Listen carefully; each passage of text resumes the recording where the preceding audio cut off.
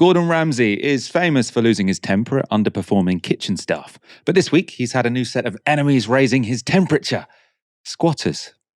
The celebrity chef's North London gastro pub is called the York and Albany, and it's currently up for sale for £13 million. But before the sale could be made, squatters moved in. As the building wasn't long empty, Gordon Ramsay has had no trouble getting a court order to remove the squatters. But right-wingers were still fuming that the police didn't get involved. GB News uploaded a video titled "Outrage. Woke cops refused to boot out squatters who took over Gordon Ramsay's pub." Of course, the reason the police didn't get involved isn't because they're woke, but because for hundreds of years in this country, squatting was considered a civil, not a criminal matter. That meant that while a property owner could take squatters to court to get the rights back to their property, occupying an empty building was not itself a crime. Now, in 2012, unfortunately, the very un-British coalition government changed the law for residential property. So it now is a criminal offence to try and occupy a residential building. But squatters still have rights in empty commercial properties. Now, Ramsay's restaurant is very obviously a commercial property. So the cops weren't woke, they just knew the law. So those are the facts, and I thought I'd go on GB News myself to set the record straight. I was up against a gentleman from the Adam Smith Institute who went first. I can kind of understand in a sort of frontier society like the United States, where you're out in the outbacks of the Badlands of North Dakota and you're looking for somewhere and you can see an abandoned cabin up ahead and you go and stay there, that sort of thing. That's not what's happening anymore. As you say, these people are kind of professional squatters who are trying to get either to cause a nuisance or to not have to pay rent or things like that, or eventually to try and take private property off of people. We've already seen in Florida recently that Governor Ron DeSantis has seen this has been a problem, and boom, he's just gone and changed the legislation. I think that's excellent. And I'm speaking to you today from the Adam Smith Institute. I've got an Adam Smith quote here: "The protection of every individual's property against those who would attempt either by violence or fraud to take it from him is one of the chief tasks of government." I think it's one of the fewest things that government should definitely be doing to protect people's private property from squatters breaking in like this. Well, there you go. Michael, do you believe in property rights? In most circumstances, yeah. But I think if you're not using a piece of land, then it goes back very long, a long time into British tradition. We don't have to sort of hypothesize about what might have been the case in the American frontier. Squatters' rights were sort of central to the peasants' revolt. In the 1300s, the diggers in the 1600s, especially actually the peak of squatting in the UK was after the Second World War, when you had lots of veterans. You had a big homelessness problem and you had lots of empty buildings. Now, it needs to be understood. I think your audience needs to be clear. It's not legal to occupy a building which is in use, right? If you try and occupy a building which is in use, then the police will kick you out. Now, up until 2012, any building that wasn't in use, that was empty on a long-term basis, then people, yes, could go into that building and begin to use it. And it would then be a civil case. So it wouldn't be a criminal case. The owners of the building would have to take you to court. Now, since 2012, I think, unfortunately, the law was changed. And as I say, a law that goes back hundreds of years, the law was changed. So it became a criminal offence to squat. But Michael, what if you haven't decided yet what to do with it? You know, you own a property, you haven't quite decided whether you want to make it into a bar, or you want to sell it, or you want to change it into a new restaurant. You can't just expect people to just rock up and nick it. Well, I mean, historically, the idea of squatting is that you occupy something that's been empty for a long-term basis. So in this situation with Gordon Ramsay, as I understand it, it hadn't been empty for very long at all. And I assume that's why it's been incredibly easy for him to regain possession of it.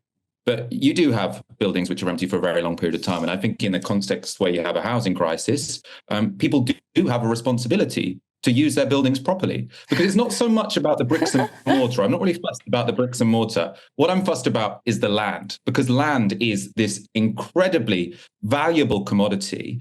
And you are really staking a claim on a part of a city if you're sitting on an empty property. Now, the debate went on for another 5 minutes or so, as you can imagine. And I did manage to get my favourite Adam Smith quote in. So I thought this would be good against the Adam Smith Institute. So it's this: as soon as the land of any country has all become private property, the landlords, like all other men, love to reap where they never sowed and demand a rent even for its natural produce. Now, That was part of Adam Smith's argument for a land value tax, which the modern day Adam Smith Institute conveniently seems to have forgotten. Perhaps they're not actually particularly interested in the principles of Adam Smith, but rather in protecting the interests of the powerful. Tig, I want your view on squatting. Big fan. Big fan.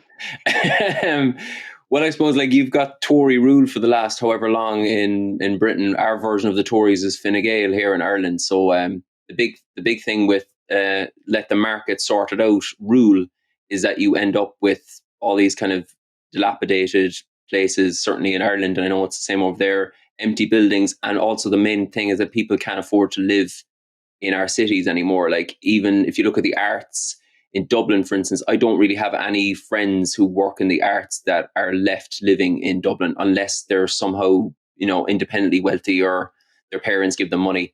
So like the whole cultural centre of the city in Dublin, for instance, has just been removed from government policies, which is just like let the market dictate, the market will sort it all out, and it never, ever, ever does. So, we're just going to see more and more of it. I mean, if it's a political action on behalf of the squatters, I say power to them. They're making a great statement. And if they've accidentally just wandered into Gordon Ramsay's premises, I probably feel sorry for them. Although I would say Gordon Ramsay and the squatters would make an infinitely more interesting reality TV show than any of his restaurant shows, in my opinion. I think it could be pretty good. Yeah, I think he's missed a trick there. Him going in and sort of shouting at them and them saying, we're not breaking the law. And then the police coming and the police not sort of intervening. And then Gordon Ramsay swearing at the cops. And them arresting Gordon Ramsay for swearing at the cops. It could have been a really good sketch.